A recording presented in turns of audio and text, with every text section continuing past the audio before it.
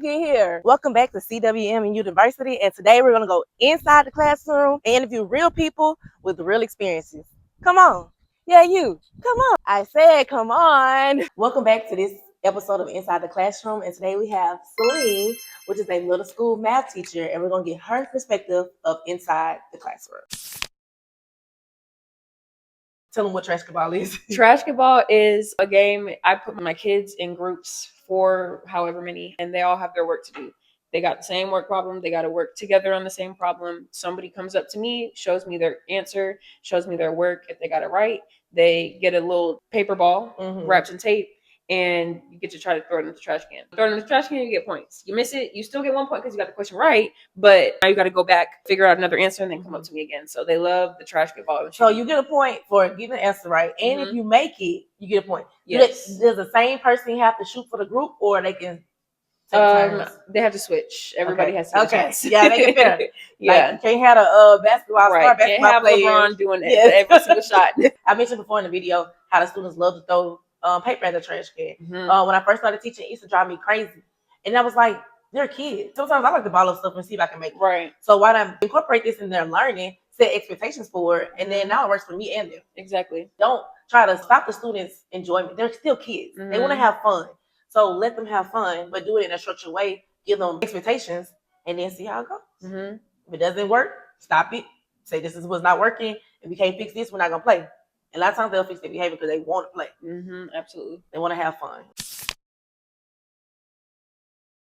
From a scale from 1 to 10, how important is it to have classroom management to you in a class? And then what is some advice you can give like those first year teachers about classroom management? On a scale of 1 to 10, how important is it?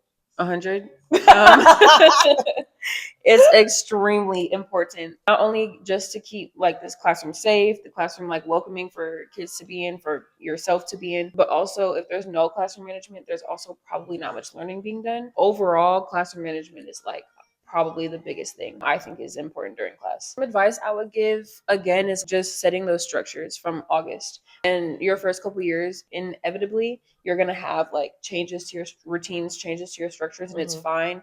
Just kind of embrace it, but just always keep in the back of your head, how do I want this classroom to look? And what is it that I need to reinforce every single day for it to look like that? And don't let up on those expectations either. Not on the day after the star, not on a day where you have an assembly. Like, don't let up on those expectations so that it just stays consistent and it stays known to the kids, regardless of what the day looks like. Right. If you say you're going to do something, do it. If I say I'm going to call your parent, call the parent. If I say that if you do this one more time, you are no longer my pencil pastor outer, stick to it. Because students like predictability. They feel safe. They know what's going on. They don't feel as anxious. And it just makes your classroom run smooth. Like you mentioned, if I start this in August and stay consistent by it, I'm not losing my mind coming to make sure that doesn't happen. You got to stay consistent throughout the year. Because you're going to have behavior problems whether or not you reinforce the expectations or not. Yeah, it's bound to happen. By May, if you've been doing it consistently all year, the percentage is much less. Way less. I have learned myself. It's definitely trial and error. And you learn like, hey, how can I prevent this? Starting in August, if I stay consistent by January, I say less. And a lot of times students will say, you can't do that. So they're correcting each other's behavior. And by May, I'm not talking as much. Like you said, behavior is bound to happen. It's just like you growing up with your parents and your parents say, don't do this, I'm going to give you a whooping. Sometimes you didn't do it, sometimes you did. Let me see what they about, you know? Right. And students going to try you like that as well. Stay consistent, please. Starting in August, stay consistent throughout the year so your life will be easier in May or in June, whenever your school season starts.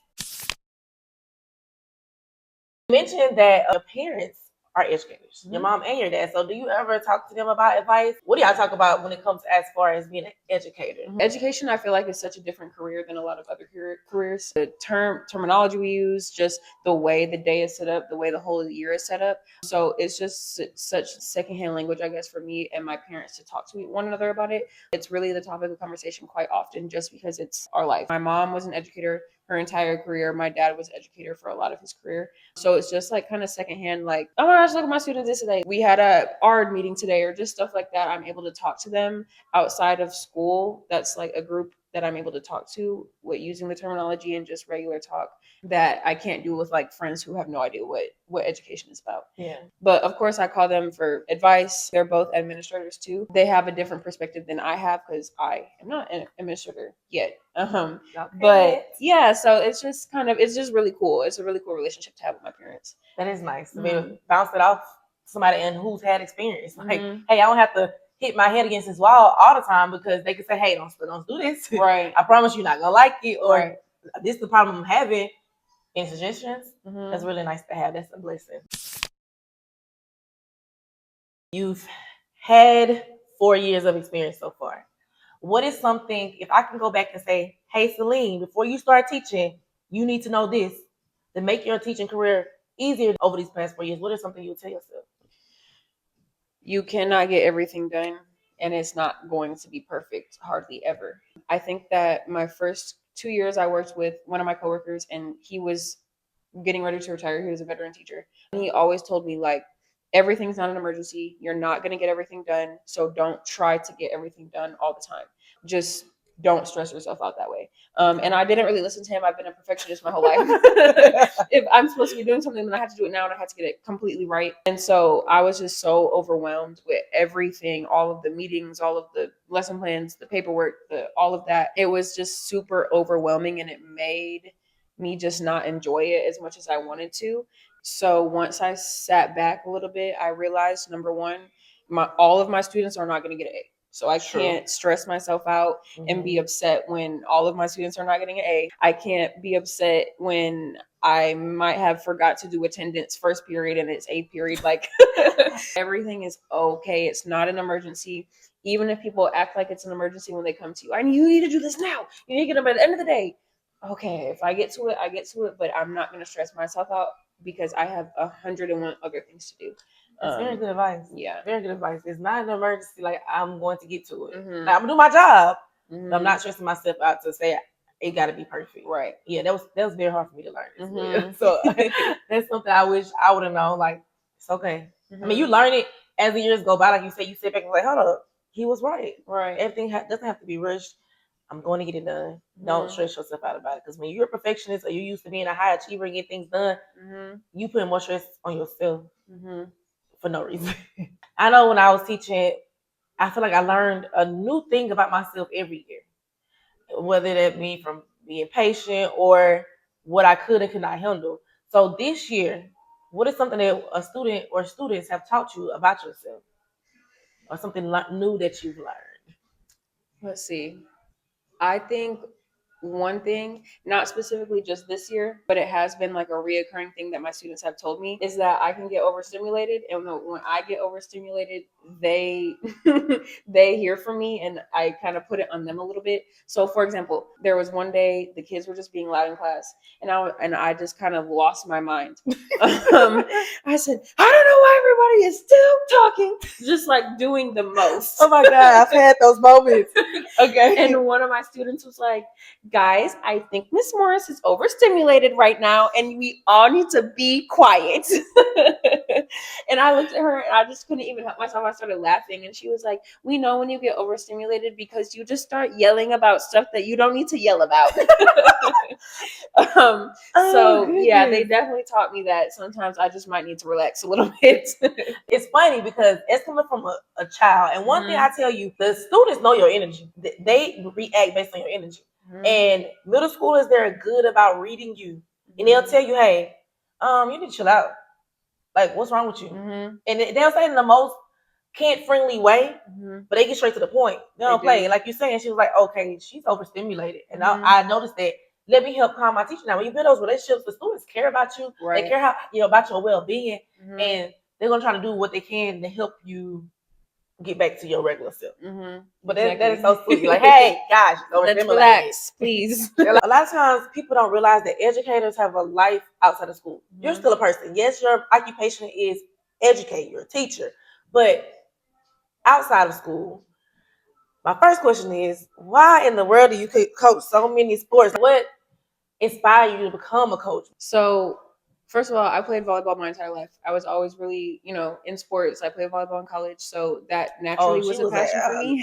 Athlete. But when I started teaching, I didn't have that in mind. I didn't think that I was going to coach. Really? No, it just wasn't something that crossed my mind. But during my interview for this school that I started at, the athletic coordinator was in there, and she apparently had looked me up. Like, she was looking for coaches. She had looked me up before the interview and was like, "Oh, she looks like she plays sports. I need her." So while I was in the interview, they asked me if I wanted to coach, and I was like, "Yeah, sure. Like, I can coach volleyball, sure." Yeah. And so then when I got on campus, I just really enjoyed it. Like, I loved coaching. I loved that it brought me a new perspective with the students. I saw them outside of the math classroom. And so ever since then, I just kind of kept adding sports every year. And now I don't have a season off, but I love coaching right now. And that's something else I wanted to touch on that you said earlier about you get to know the students as a student and outside of class. That matters to them. It matters in building rapport. What are you interested in outside of coming to school? Y'all, so Celine coaches, Celine teaches, but this year Celine was getting her master's degree. Why did you go back to get your master's? What was the inspiration behind that? Because apparently she doesn't want free time. So let's talk about free your time master's. doesn't exist, just like it doesn't exist for my students. It doesn't exist for you either. I decided to go back to school, so I'm getting my master's in education administration. Okay. And also working on my principal certification. When I first started teaching, I knew my parents were like administrators. Like, my goal is to be an administrator eventually. Just because I saw what they did and I just really liked what they did. Once I got out of I'm not being an educator because my parents are educators. And I started understanding what they do. That was really like my goal when I first started teaching. It kind of shifted a little bit throughout my first 4 years. I was like, I don't know if I want to be one. I might be one. I don't know. But like, even just the shift going back and forth, I just kind of felt like right now I don't have, other responsibilities outside of school necessarily. So I may as well get my master's now, get my certification while I have time, so that I can really decide later how I want to use it. You'll have an option. Right. Like, I don't want to be an admin right now, but maybe down the line I want to. So I have time now. Let's get it now. That makes sense. Makes perfect sense. Girl, you busy. Teaching is stressful. Keeping up with everything is stressful. But what do you do outside of work to make sure that you're keeping those stress levels down? One thing I really like to do is work out. I've always been really passionate about working out. Just continuing that from when I was in college. I always make time for a workout. It might not be as many times of the week right now as I want it to be, just because I do have a lot going on, but I'm always going to make time for a workout because that's just what really I enjoy. And on top of that, happy hour. I love happy hour. Ain't nothing wrong with a little I will always make my way to happy hour. So just keeping like social time with friends, time, to go after work, go on the weekends. I try not to take work home. So if I'm at home, I'm working on my own school work right now. Leave work at work. Leave work at work. Just finding time for the little things that I like. Yeah. So she's prioritizing herself. So don't make teaching your whole personality. So make sure that you're making time for yourself. Do what makes you happy and use your time for yourself, not for work. Okay? Leave work at work. Well, I had a blast talking to you so far today. It has been very insightful and the things that you have done or are doing in your school to make a difference in the kids' life. So one, thank you. Thank you for being the educator for them. We're going to play Would You Rather. I'm going to ask you, would you rather do this or do that? You can't say neither. You have to pick a choice, and you got to tell me why you picked that choice. Okay? Got it. All right. So first question. Would you rather repeat Mondays or Fridays twice in a week? Fridays. Why Fridays? Because I love Fridays. Why do you love Fridays? Friday, if I could pick even Saturday and Sunday, I would still pick Fridays every day of the week because I don't know, I love Fridays. I go to work in my jeans and I know that I'm about to go to happy hour afterwards. And I usually make Fridays a test day so I can chill a little bit during Fridays. I love Fridays. Okay, it's valid. And you have something to look forward to. Like, I know on Friday this is what's going to happen. After work, during work, everything. So I'm excited about Fridays. I wake up ready for a Friday. Next question. Would you rather wear heels all day to your dream job or flats all day at a job you don't like? Flats. What? What? anything with heels is my personal hell. So even that job that I might really love will turn into a job that I hate real quick. I do not do heels. I'm sorry. You could ask anybody. I will pick flats and I will be comfortable to a job that I'm not a fan of. Let me know in the comments. Would y'all rather wear heels to your dream job or flats to a job you don't like? Wait. That you gotta really hate heels. Ooh, I hate heels so bad. Ooh, I hate heels. Let so us know bad. in the comments. Would you rather have a loud classroom of high achievers or a quiet classroom of struggling students? Quiet classroom of struggling students. 100%. Please tell me why. So the first thing I tell my students first day of school every single year, I cannot do loud noises. The loud stresses me out. It overwhelms me, as you know. Overstimulated. So I'll take the quiet classroom of the low achievers, and I can work with them in quiet, and I can make them, better. Help in the them. Quiet. Because everybody can learn when right. it's calm. Right, because I can't teach the high achievers when they're loud, because they're loud, and they're not going to be high achievers anymore. Because you're getting on my nerves. You're getting on my nerves, and I can't teach. Okay, last question. Would you rather have a team full of talented athletes with bad attitudes or well-mannered athletes who have never played the sport? Well-mannered athletes who have never played the sport. So you telling me that you would rather have people I gotta teach how to play the sport than somebody who they are D1 prospects athlete, but they got a bad attitude. Can't do bad attitude. Ooh, I hate a bad attitude so bad.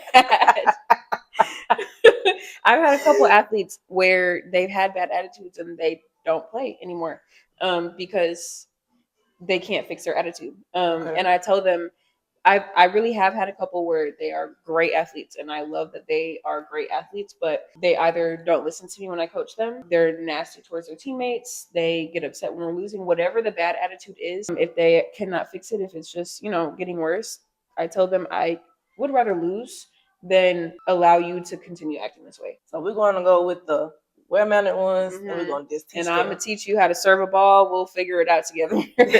But at least you'll be happy about it. We both will be happy, right? Right, we'll all be happy. I agree. Thank you again for sitting down with me. If you are a middle school math teacher, put some numbers in the comments. Any numbers you pick. Whatever your favorite number is, put it 6, 7. Matter of fact, put 6, 7 in the comments if you are a math teacher. Also, if you coach and teach, let us know. Put a basketball in the comments, a volleyball, baseball, whatever you may, or a person running, because you might coach track. Put in the comments, let us know that you tap in with the athletes as well. Do you have anything pressing that you like to let our viewers know? No, I don't think I have anything else to say except that my educators, my coaches, love y'all. And thank y'all for working with our students and making a difference in their lives. Go ahead and like this video.